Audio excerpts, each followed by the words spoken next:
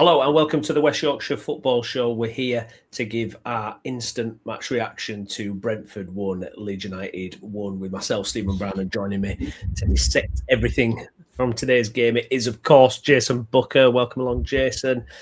Guys, if you watch along, get your comments in, get your likes on the video and get subscribed to the channel as well.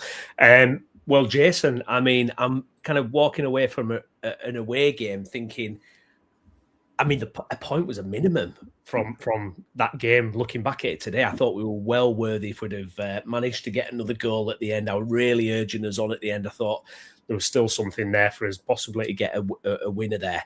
A terrific away performance, kind of the ideal away performance against an opponent whose home record is ridiculous. It's like third in the league or something, absolutely ridiculous. And we've reduced them practically next to nothing today.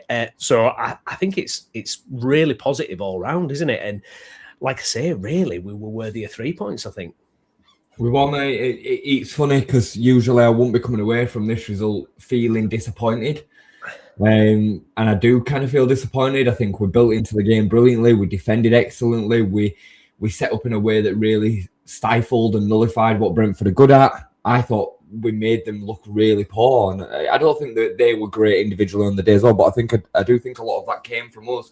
Yeah. The 5-3-2 worked nicely again. We managed to get Okafor in and around Calvert-Lewin more often. I thought Calvert-Lewin was brilliant again. I thought it was excellent. Not just the goal, but everything in the play. You saw a complete contrast of performances between him and Thiago. Thiago didn't get a sniff against our centre-backs, and Calvert-Lewin caused them. He just fell over, didn't he, all the time, Thiago? Yeah. Thiago's only plan was just falling over on the floor. That was his only route, really. Levels between them, mate. So, yeah, I kind of come away from this a little bit. I mean, for me, I'd have taken a point at kickoff. Absolutely no doubt about it. I can't help but feel like it was a missed opportunity to take all three. I think the score against the run of play, and it obviously gives them a cushion within that game to get a point that they don't deserve. I truly believe if we don't concede the goal, I think we go on and win the game. It's not just as easy as to say, well, yeah, of course we would have done because we scored one and they scored none. Then no, because the game would have played out a little bit differently. But I do believe that we'd have got a chance going into the last stages in that game, which would have seen us win that game in the way that it was going. So really, really impressed, really, really proud of the lads, the management. Again, there's so much out of possession work that this team does that's drilled on the training pitch that fans will just obliviously kind of gloss over and not even see. And we're very, very good out of possession. Very, very good, actually. To the point now where we're looking so much more comfortable not having the ball. I actually prefer us when I see the statistics side of things. We've got 25%, 30%. I think we're in the better place when that's the case. You know what I mean? Yeah. So yeah. There's so much to kind of enjoy, I think, out of that performance. I just hope it doesn't come back to bite us on the ass, because we do need to pick up points when the game's there for us. And it kind of felt like one of them today, where we really probably should have another 2 points on the board. But a point away from home's always good. It's one of those things that it's kind of... It sounds daft, but I prefer kind of coming away a little bit frustrated at not taking all 3 points compared to kind of what the Forest and kind of, Burnley games, where it's just you've not played well, you're never really in it, and, you've lost. I think at least today we can come away and be kind of proud of the performance, and it shoots us off in a different direction. Sporting Journey, first half, reporting one sentence, hardly been a classic, but happy we haven't conceded. Yeah, I've heard a few kind of Leeds fans. I know a friend of the show, Tom Carnduff, on Twitter, was saying it, not a great game and stuff. I don't know. I enjoyed it. I thought... I agree. I was really into that for that. I never sat there thinking it was boring. I was just kind of on the edge of my seat waiting for Leeds to just get that breakthrough. I really felt like we were going to get the breakthrough, and it felt kind of out of nowhere. Suddenly Brentford scored. So I enjoyed it. I mean, I can imagine if you're not a supporter of either teams, fair enough. I get it. But as a Leeds fan, I was really happy with it today. I don't agree with that really from a perspective. I thought there was some quality on show from us today, especially. You know, I watched the Sunderland Newcastle game earlier on in the day, and that were a stink fest. It really was. It was really, really poor. Neither team had a shot on target for that 70 minutes. I think it was on the goal. Lowest XG, I think that. Yeah. Well, and like it's the goal comes from an own goal. You know what I mean? Like there were no quality on shot, but it weren't that. Like we set up with a game plan. We looked to break, and we did break with quality at times as well. A little bit more of a clinical edge, and I think we're going to the break at 2-0. Okafor has two really, really good chances, and then he has a third, which commentary made it out like it were a simple volley. I thought it were a little bit more difficult than the other two, but so, you know, that aside, we still created good chances, and we created other chances in the second half as well. So it didn't feel like it was a game that wasn't engaging. Maybe less so for a neutral that wants crash bang wallop, but there was so much like real quality intent. Again, out of possession of what we did to stifle them. Bear in mind, they had the 4th best record in the division at home. We made them look like relegation fodder at home. That's what it looked like today. For me, we were the better side. We were comfortably the better side over the 90 minutes. And I know at some point we'll get to the referee, but the referee tried to balance that out as much as possible. I mean, I would describe it in the group as being the worst refereeing performance I've seen in the Premier League. Like it was so bad, but anyway, we'll come to that in its own separate section at some point. It was really bad. But yeah, mate, we have to take the positive. You know, before kickoff, in the preview, me and you both said we would be happy seeing a really good away performance and actually losing the game. Now, you never want to lose a game. Context, you know, we don't travel very well. They're really good at home. You know, everything that comes on the back of all of that. We've got a point and we played well. So it has to be seen as a huge, huge positive. Yeah, no, absolutely. And I want to come to some of the comments here as well. Skip, I'm more than happy with the point today. If we would have said we will get 5 points from City, Chelsea, Liverpool and Brentford away, I would have said you're insane. Credit goes to Farker and the squad. Gav, good point away. Subs on 5 minutes earlier, maybe. But then a great saving pass and cross by Willie. Yeah, it was something else, that wasn't it? Robbie, if we keep giving DCL quality crosses, he'll thrive. It depends on the service. I mean, let's just talk about DCL's goal because it's an absolute belter of a cross from Nonto, fantastic cross, and God, you just bet your house on DCL in that position, don't you? But the way the leap, and you're doing it all game, the leap and how he hangs in the air. I mean, we talk about it every show, but I'm just so impressed by him, and I think that's 5 goals now, Jay, and it's kind of getting into like a bit of a special season, or it could develop into a bit of a special season for him that might even end up with a call to the World Cup. You never know, you know, if things work out for him, depending on what happens to other strikers. But he, again, like you mentioned, I thought he was, absolutely superb. He won't score enough goals to keep us up, remember? One of our own said them exact words. And I mean, look, I joke, you know, the facts are is that his goal scoring record hasn't been great, but I think there's a big context and caveat to that is that he's been injury prone outside of last season for the 2 or 3 seasons before that, and it's continued in a bad form. And he's also been playing for one of the worst teams in the division over that period of time as well. You know, when he scored a lot of goals for Everton were a far better side, and over the last 3 seasons they've been terrible. So, you know, similar in ways to maybe the way that Leeds set up, not last season, but the season before. The Everton system kind of dictated that the striker wouldn't score a lot of goals. He was doing the build-up as well. So there's all sorts of things to that. But you can see Calvert-Lewin's quality. His problem in terms of scoring goals is his composure in front of goal in one-on-ones. But in the air, the lads... his technique and his talent is honestly next level good. I mean, that header today is a real quality header. Kelleher stands no chance. And for me, like, that is obviously massively important, but everything else that he does as well, like his link-up play is honestly exceptional. The way that he wins free kicks, his hold-up play, like, he covers ground as well. He covers a lot of ground across that front line. And he looks like he's starting to trust his body as well. You know, like it looks like he's starting to believe in himself again, get that confidence back. I think, I mean, again, it was always going to be a huge risk with the 2 boys up front for free transfers. But with what we've received out of 16 games so far from Dominic Calvert-Lewin, or however many it's been after he first came into the side, we couldn't have signed a player anywhere near his quality for less than 35 million. Yeah. You're talking about that next bracket of strikers. We've had to go and take the risk on his injury record and back ourselves with the medical team to get him fit week in, week out, to be able to get that level of quality. He's literally that good, but the question mark is keeping him fit. Yeah, 100%. The 3-5-2, Jay, we went with that again, or 5-4-1. It turns into whatever you want to kind of 5-3-2. Yeah. But I mean, obviously, that were the question mark. Would Farke maybe revert after a second half where we kind of went back to an older formation, but he stuck with it. Why, in your kind of impression, does it work so well compared to maybe what we were doing away from home? Why did it kind of? Because for me, I think you said it in the group, we looked so comfortable in that setup. I think there's a few things. I don't think it's just as easy as kind of narrowing it to one. There's a big kind of pin in it as well, in that I think it dictates that we then need to go more direct. Yeah.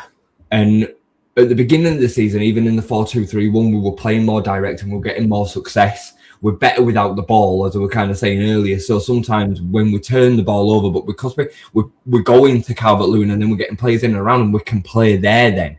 But when we're trying to play through the lines and play out of the back, we get caught out because we don't have the quality. So, and thankfully Farke's kind of, again, picked up on that, I think. I think there definitely is a system change within the formation change too. Yeah. But to kind of answer your question directly to the formation, there's a few things. It allows some of our better players to really play within express themselves within that role. So I think you see a better version of Anton Stack, and I think you see arguably our best player when Anton Stack's in the 5-3-2 from what we've seen so far. He can really pick up the ball in them channels where he can just run and just really stretch his legs. He seems to be able to marshal defensively better in this system as well, because players are funneled into different directions. So because there's 3 centre-backs behind the midfield rather than only 2, they've not got the same spaces to work within. It is a real kind of interesting one to see it all unfolding. I think you're seeing the best of Jacobiol, obviously. It then limits our weaknesses more. So the likes of Pascal Struijk get covered up a little bit more because he's having less to do. He's got more reassurances around him. Gabby and Jayden both can have more defensive cover because they're not great defensively, neither of them. Jayden, I think, is particularly capable, but I think Gabby can struggle defensively. But he had a really good game today defensively, however. So yeah, I just think it complements everything, and I think then you look at the attacking side of this as well. It plays into Calvert-Lewin's biggest strengths. Yeah, doesn't it? In that he wants to hold up the ball, he wants to get into a tussle with the centre backs, he wants to be able to play with his back to goal. He don't really want to have to run on beyond and play parts of intricate kind of build up play. So yeah, I just think it really suits. It suits Perry being able to just go long instead of having to pass it out constantly. So yeah, I just think it suits the system, it suits the players, and it gets the best out of our better players. That's the biggest thing for me. The likes of, I say, Stack, Calvert-Lewin, Ampadu. I think Ampadu looks more comfortable in this as well, playing as a midfield 3 rather than him being the DM and the 2 in front. Yeah. Yeah, no, I think that's some great examples of it. And I felt like today, Jay, kind of the only way Brentford were going to get a sniff past us really was kind of a bit of luck or a mistake, a self-inflicted mistake. And I mean, you look at the chance they had, the one big chance they had in the first half was a mistake by us. It was, a really poor pass from Struijk. And look, we've got so many positives today. I do want to touch on just this whilst it's kind of fresh in my mind before I forget, though. I thought particularly Tanaka and Struijk looked at times very error-prone. And there were a few. Struijk does that thing, we mentioned this last season, where he does this thing where ball comes to him and he kind of, it's not a miscontrol, but it's like a loose control. And it kind of goes past his foot, and then he has to reach out to get it under control again. He does it time and time again. I feel like when he's up against it, usually away from home, or if he's being pressed, it really starts to come to the fore. And I thought he had a few dopey moments today. I thought Tanaka as well. didn't have the control that we'd seen in previous games. I thought he was a bit loose, and I really felt like the only way Brentford were going to get anything today was actually us shooting ourselves in the foot. I don't know if you had that same feeling about it. Yeah, I mean, we never felt that threatened, did we? And it did feel like it were either going to be a moment of quality or a little bit of luck. They didn't show too much quality. I think the pass from Damsgaard is a corker, and that is again a bit of one of them players that we just don't have. He's a bit like a Pablo, isn't he? You know, he can pick them passes, that one pass, and then they get a bit of luck as well. You know, the combination of the ball ricocheting to Jordan Henderson in the way that it does. Is it going to go in? I'm not sure before Biol touches it. I think it probably is going to just hit the post and maybe go in, but you don't. You know what I mean? It's just one of them. And we were talking back and forward in the group, like, we don't seem to get them moments for whatever reason. I don't think we've had one all season. It's 16 games in, and it doesn't feel like we've had any sort of like kind of bounce or rub of the green kind of go in our direction. So I suppose Chelsea made a big mistake, didn't they, at 2-1. But that's not luck. That's an error. You know what I mean? Anyway. So I'm it did feel like that. It really felt like that. Strike and Tanaka specifically. I thought Tanaka had a poor game today, if I'm honest. I thought he was one of the more popular. It felt like he was chasing the ball a lot. He was chasing the game, and he was second to the positions, and then he was dawdling in possession at times. His passing was sloppy at times as well. But he's got that in his makeup. I think, you know, hark back to the conversation we had a couple of weeks ago about where his development is going to be. You know, the goal that we conceded in the last minute against City as an example. He's going to have ups and downs because he's a player that's not even, like, he's not young, really. He's probably in and around his prime. Yeah, and he's stepping up to this kind of level of football for the first time in his whole career. So he's going to have moments where we're like, he could have done better there. So you can't be too harsh. And Pascal, I mean, I'm never going to completely change my opinion on Pascal because it won't happen. Like, he won't ever show the capabilities that my opinion should fully change because he is what he is. He makes mistakes. He's a bit of a calamity. He chases after the ball too much. He switches off. But in a 3-back, he can switch off and get away with it more. And it also leaves less likelihood that he will be caught out because somebody will be mopping him up. So, you know, again, that kind of then helps us deal with our deficiencies in the 3-5-2 or the 5-3-2. So,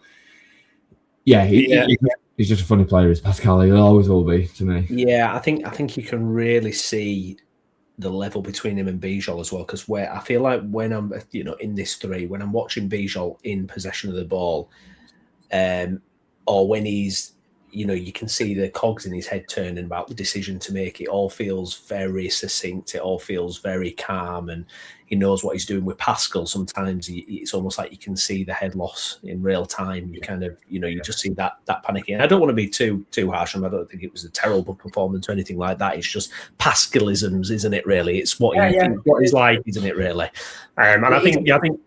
Sorry, go, mate. I was just going to say, I do think it's an interesting debate now that we've seen a spectrum of games that like, can Yaka play in a back 4 alongside Joe Rodon as effectively as Pascal Struijk? I think there's a debate to be had there because of the turn of pace. And at the Premier League, I don't know whether Biol's got the recovery pace. Pascal's not rapid, but he's quicker.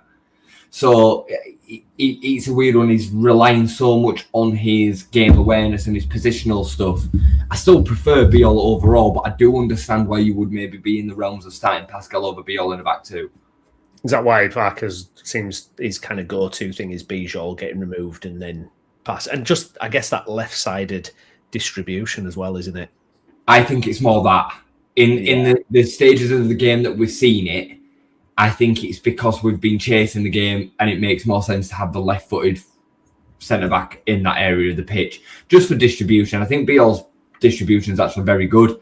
But I think, obviously, once you're on that side of the pitch, you need to be passing the ball with your left foot most of the time. So, yeah, I think that's what it is more than there's a distinct difference between the two. But in a back 3, I think Biol is literally brilliant. I love watching him. He's so cool and composed, reads the game extremely well.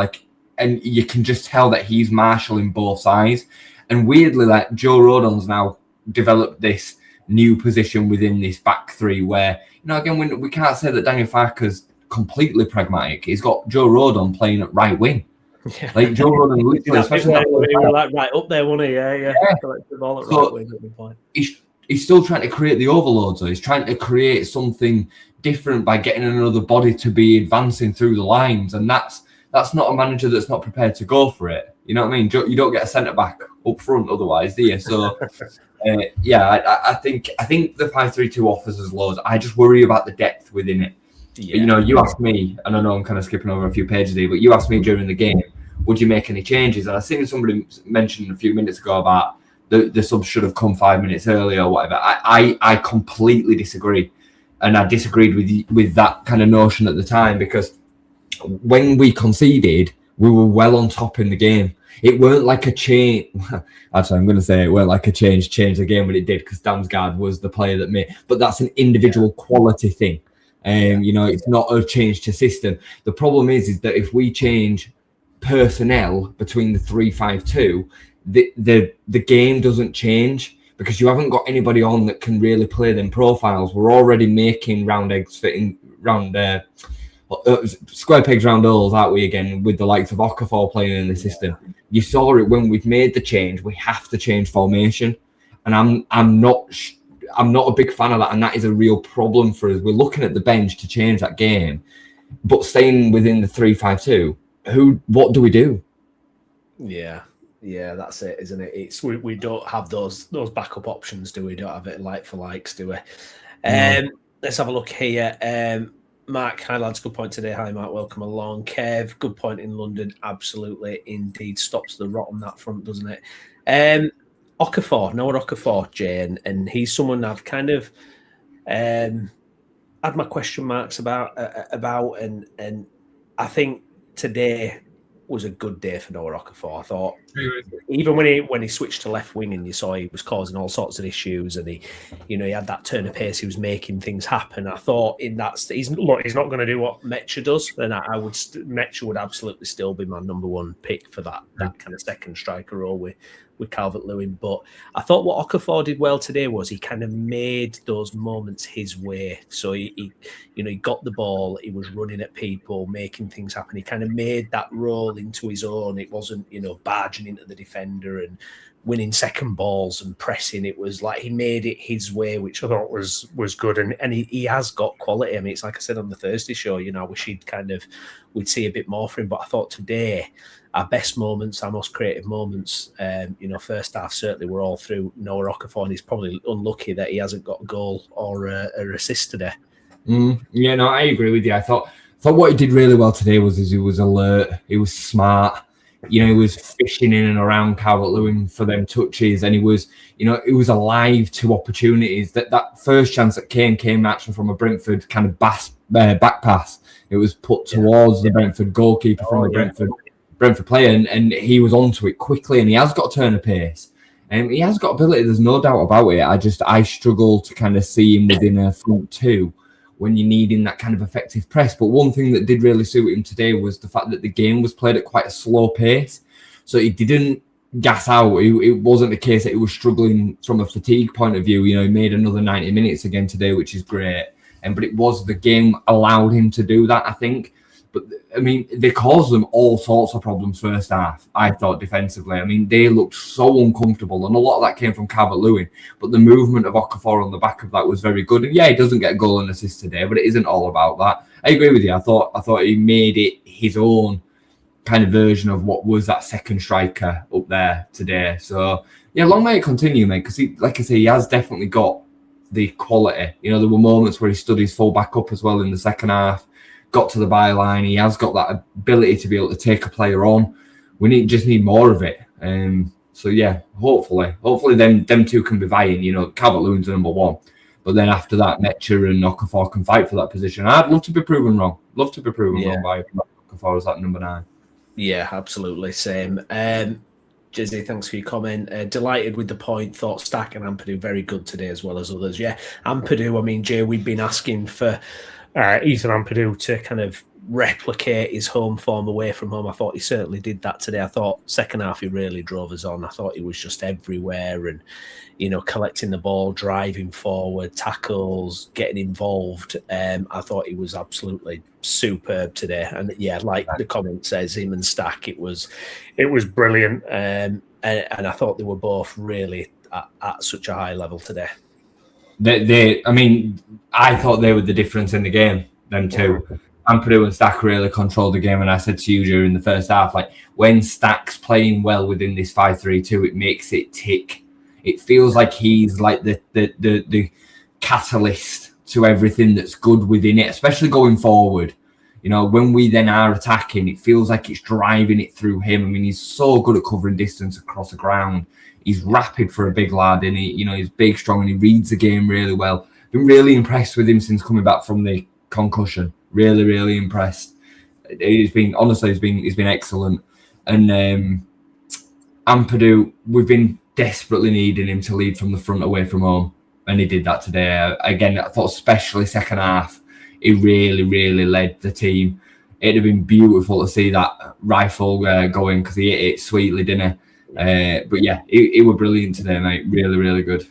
Yeah, I thought the keeper had saved it at first because you heard like a noise and it looked like it was like a water bottle. Yeah, water bottle, unfortunately, on that one.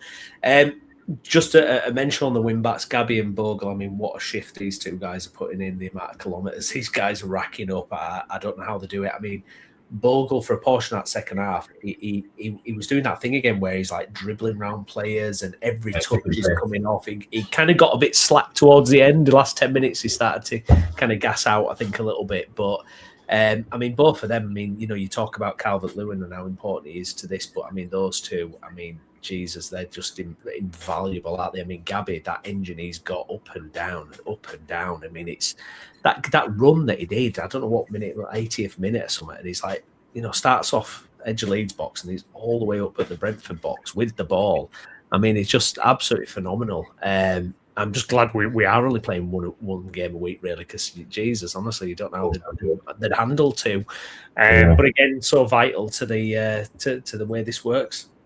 I mean, the 5-3-2 can't operate without them two. No. It really can't. Like, I mean, what do we have as an option if them two come out? Jack Harrison and James Justin. It's a different kettle of fish if them two are playing. Gabby, ran himself into the ground, didn't he? He were absolutely done. I think he just had tight calf at the end, which had basically just it was just cramp. It's funny with Gabby. He actually has this rare ability of being faster when he's dribbling with the ball than he does when he's without it. He just becomes turbocharged when he starts running with the ball. And I thought defensively we're really good today. It got done once by Tara, and that were it. And Tara's been one of the best attacking wingers in the division this season for large parts. So I think he showed himself in a really good light defensively as well. And Jaden had a far better game. But his second half, he was literally taking the piss at times, wasn't he? He turned it up a little bit today. Yeah, he did. Glenn put here, I was worried Nonto and Aronson were redundant after we found the 5-3-2 system, but it's great to see him to be able to switch between these systems now. Yeah, let's talk about sub-impact Brendan and Nonto as well. Completely different profile coming onto the pitch, and again, they've had an impact. Brendan's buzzing around. He had that shot that kind of spooned off that Keller knocked out, and then Nonto with a pinpoint cross. And, all of a sudden, Jay, you have kind of options on the bench where you think, oh, actually, we can turn and do something and maybe change a game. Whereas before it was, your wingers came off, more wingers came on, and it didn't feel like we had those options. So it's great to see, as Glenn says, that we might actually have a good option from the bench that can actually, impact the game. Yeah, I do have a reservation that it will unfortunately dictate that we have to change formation, which might not be a problem. But there is times where staying within the 3-5-2 will be the right thing to do, but we've not got the players to bring on to change that. You could argue maybe Nonto could go and play up alongside Calvert-Lewin and be a little bit more flexible between the positions, so he becomes a full-scale free-role player that gets involved a little bit more creativity-wise in the creative build-up rather than Okafor, who's looking to be the goal scorer. Nonto could just float between the whole of the pitch really to get involved in wherever the ball goes. But other than bringing Brendan on in the centre midfield spot, where do you play him? Could you play him up front and do the same? I don't know. I don't know. I struggle to see how these players that we've got at the minute operate within this same system. Mecha for Okafor for Mecha makes sense. But then, like, I'm looking and I'm thinking, right, okay, should we? Tanaka's not played well today. Do we bring Gruev on? Well, no, because we want to win the game. So, like, you know what I mean? If you go 1-0 while Tanaka's on, then you can bring Gruev on and stay in the 5-3-2. But do you know what I mean? It just feels like we're a little bit restricted within that formation. And every time there's going to be a sub, I mean, I'm telling you, in 5 games' time, if we keep playing 3-5-2 every week, you're going to have fans going ballistic that every single time we need to make changes and make subs, we go to the 4-2-3-1. It's not going to be long before that happens. Every time Daniel Farke makes a sub, he brings on Brendan Aronson and Willie Nonto and we go 4-2-3-1. That's what's going to happen because he hasn't got anything else to be able to change it. We're so restricted within options. Yeah, no, absolutely. I mean, someone like Piru as well. I mean, it's just as Michael said, Piru is not getting much of a look in. I mean, it feels with Piru. I mean, if maybe there's business to be done there, Jay, maybe you can get him out, I don't know, loan with a fee option or so. I don't know. It feels like something might have to happen there ideally, I guess. Brown, the problem is his profile doesn't fit either way that we play. No. He fits as an option to bring off the bench when you're desperately looking for a goal with 5 minutes to go and you say, look, go and play up alongside the striker as the number 10, right? But it doesn't fit anything, especially in this 5-3-2. I don't think he fits at all. Some fans will be like, oh yeah, put him alongside Dominic Calvert-Lewin. He won't be able to get in and around the ball quickly enough. No. Like, the people don't think, they just think, oh, the second striker can play there, he'll get chances and he'll score. Like, it wouldn't have even got onto the one that Okafor had in the first half. It wouldn't have gotten it with either of them. So I just don't think he fits. He will fit another team at the top of the Championship, the real bottom end of the Premier League, where they'll build a system around him to get him into them positions. But it's just not us, and it's not this version of Daniel Farke now. And with the profiles and the players that we've got, it's not going to work. So I agree with you. I think if we could fetch 15 to 20 million for Piron, I think you'd probably be able to get it as well. I think you'd really be wise to move him on and reinvest in something that's going to change the levels of this team. Well, you'd hope as well, wouldn't you, Jay, that there'll be teams out there looking to possibly take a punt. I mean, the Championship is. I mean, God, you got Millwall and Preston right up there. Coventry top of the league, Middlesbrough second.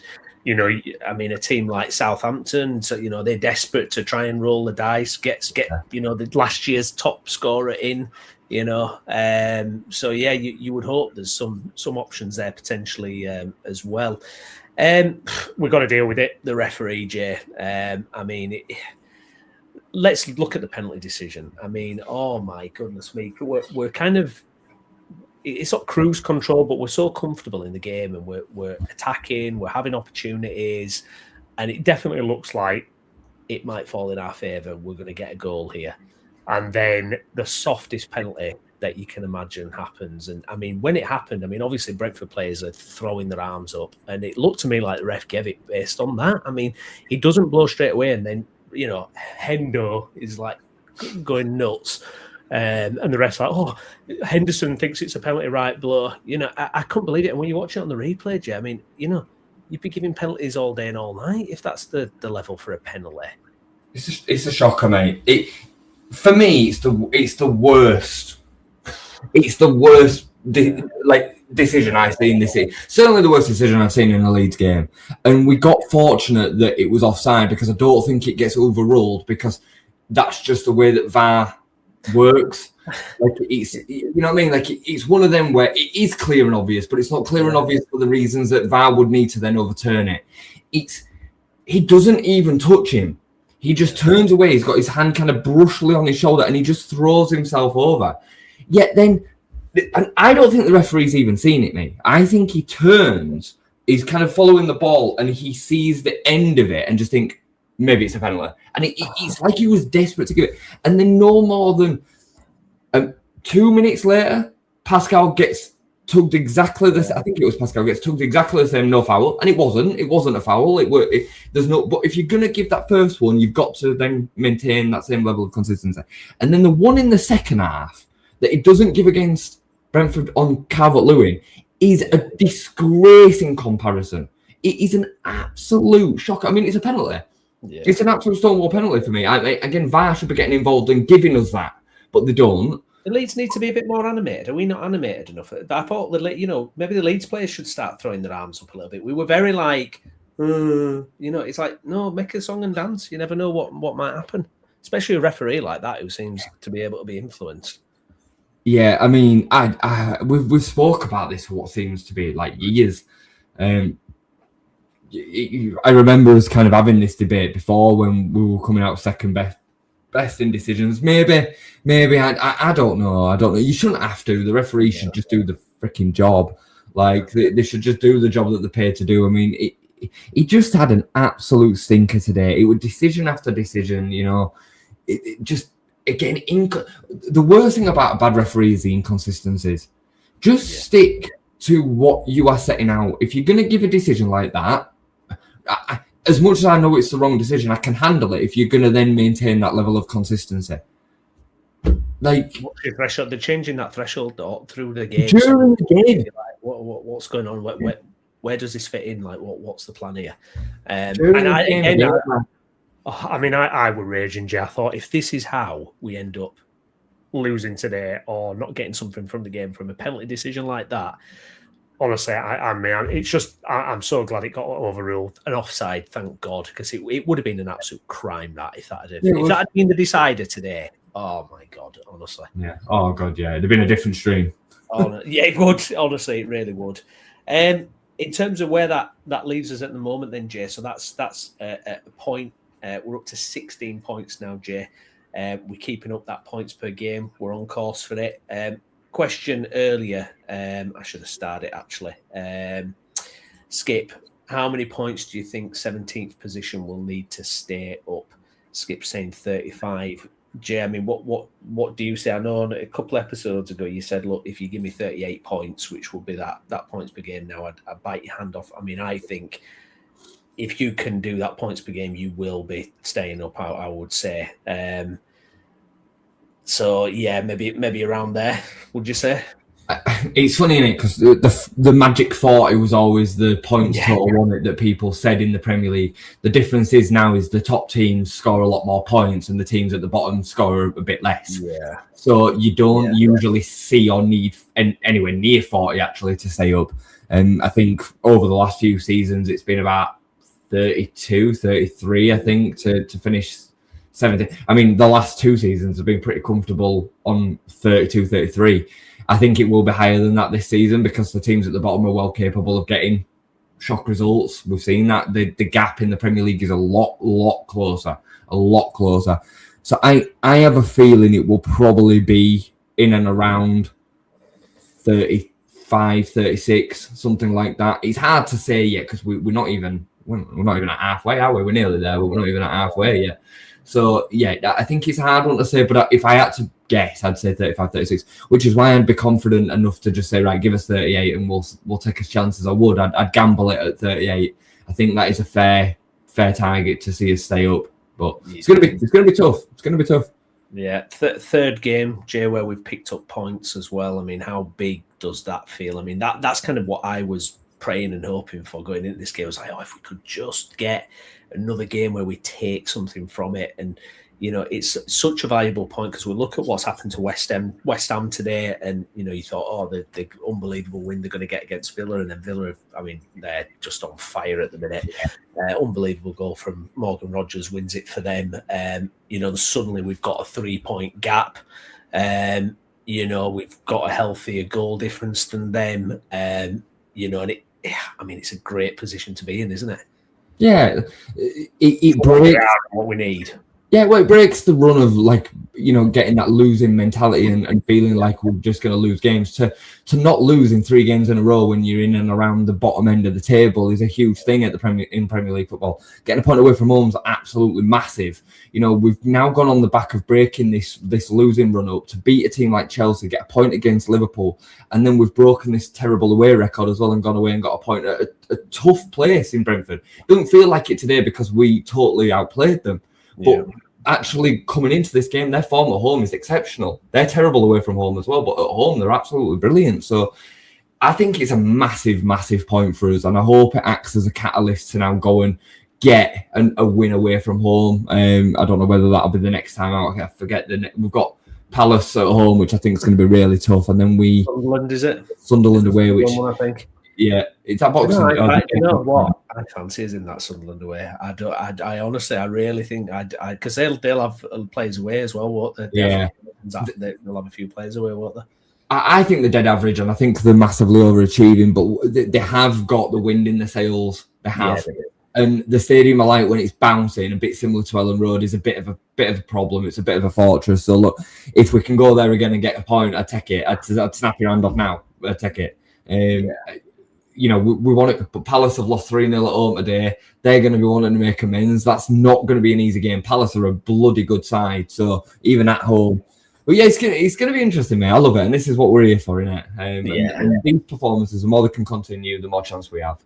Exactly, and I mean, look, great point here. Michael says West Ham away to Man City next week as well, and obviously we've got Palace at home, and it's tantalising, isn't it, Jay? Because you just think if you could open that to 6 points to the to the bottom 3, how invaluable that would be. But like you say, Crystal Palace will be reeling, and I mean, they've been terrific, haven't they? Under Glasgow, they'll be looking to bounce back 100%. Now, I do know that they've got a European tie in between. They're playing the Thursday, and then obviously they've got us on the Saturday. So hopefully that works in our favour as well. I think Glasner was speaking about it, actually saying he's going to have to rotate heavily and whatnot. So maybe things are just falling into place for us a little bit like that, Jay. And we've got nobody going away to AFCON as well. Yeah. I mean, unfortunately, it's not going to matter for Sunderland now. They're safe. No. Unfortunately. No. I have always carried on kind of this notion that they would drop off. And they are going to lose a lot of good players. I think they lose something like 6 first-team players, which is going to be considerable for a month. But they've got enough in the tank. They just have now, unfortunately. It's a shame. It is a shame. But you know what? Good on them. Fair play to him. Noah Sadiqi, I thought, unfortunately, today was brilliant. The game wasn't great, but he's like Kante. He's like an N'Golo Kante. I saw him linked with that lot, wasn't he, across the Pennines already, I think. Oh, really? Yeah, next summer that'll probably, and then that's when your troubles are trying to replace those players. Yeah. Some of the results as well. Obviously, we mentioned West Ham there, and West Ham in an interesting place now. They've not won in 5, and I think the assumption was Nuno was going in and it would automatically kind of pick up. It's not quite happened. They've just got problems, haven't they, West Ham, Jay? Yeah, they've got problems within the ranks there. They've got problems within the ownership. There's a lot of unrest. The fans are not happy. And then they've got a lack of quality as well. I still think that they've got a little bit more dynamism than us. But they have got some real fragilities within there as well. I look at the team and I think, the likes of Potts starting and the back line a little bit shaky. And there is issues. Paqueta's a bit of a loose cannon who's arguably their best player. At least our best players are reliable. They're going to be on the pitch every week. They've not got whatever's going on with it in Paqueta's head sometimes. Yeah, they're stable, aren't we? Yeah, so they're in trouble. They are in trouble. I think Fulham are still going to be in and around it. I know they got a great win away at Burnley, but they're not great. And I do think Brentford will be in and around it as well. Yeah, just on Fulham, Harry Wilson, Jay. I mean, what is going on with this guy this season? I mean, he's having his own goal of the season tournament himself, an assist of the season tournament himself. I mean, his numbers are incredible. The facts are, though, if you're Fulham, you can't let him go. Certainly not to a divisional rival, but at the same time, it's like he's going for a free next summer unless they get a deal organised. If somebody does come in with like a significant amount of money in January, I mean, what do you do? The crazy thing is, Browney, he's probably playing himself into a massive move, which sounds mental, because Harry Wilson's always been a bit of a all right Premier League player, will do a job for you, and that's what we all thought when we were nearly signing him in the summer. You know, we all kind of said, "Oh, he won't revolutionise this whole team." I mean, we were wrong. Like, he would have made a serious. Me and you both said he would definitely improve us, but we didn't realise the season he was going to go on to have. And at the minute, like I say, he's probably talking himself or playing himself into a pretty big move. You can imagine somebody like Newcastle or Villa, you know, think, well, he's free. Don't sign a new contract. We'll give you a big signing on bonus, 3, 4, 5, 6 million quid that you would have cost us. Come, you know, bigger contract, 4-year deal. Come and sign for us. You know, homegrown nation as well, you know, in terms of like the registrations, quotas and all that kind of stuff. Like, so yeah, I mean, there's no way that he moves in January. I think he signs either a whopper contract with Fulham or he'll get a big move come the end of the summer, which is mental when you consider the fact that he weren't even wanted at Fulham on deadline day until about, I don't know, 3 hours before the window shut, and then everything changed. And yeah, it's a madness. Yeah, absolutely mad. Absolutely mad. Elsewhere, Forest beating Spurs 3-0. I mean, geez, what's going on at Spurs? Thomas Frank. I mean, I don't know what that club does, but it kind of sets fires to managers' reputations in the matter of weeks. I mean, he's going to be struggling there, Frank, isn't he? But from a Forest perspective and relegation, I mean, Dyche doing Dyche things. Yeah, I mean, Forest have got so much quality, haven't they? They just needed some stability. And they've got that now by the looks of it. I didn't ever really feel like Forest had got down, if I'm honest. No. I didn't, even even under Postecoglou.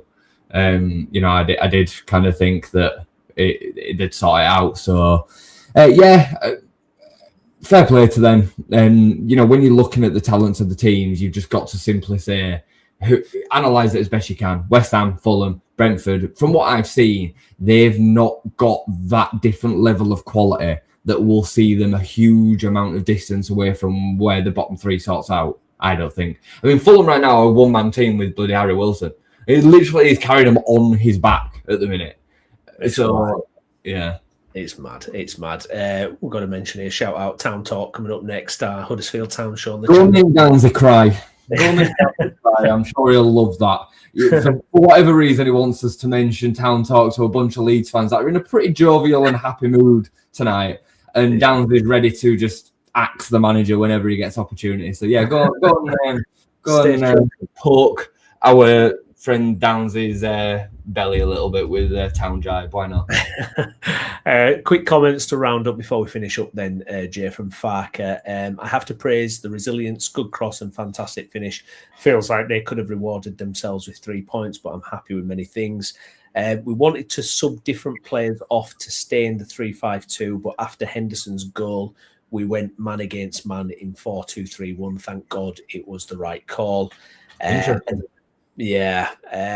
Farker deeply unhappy with the referee's consistency. Can you believe it?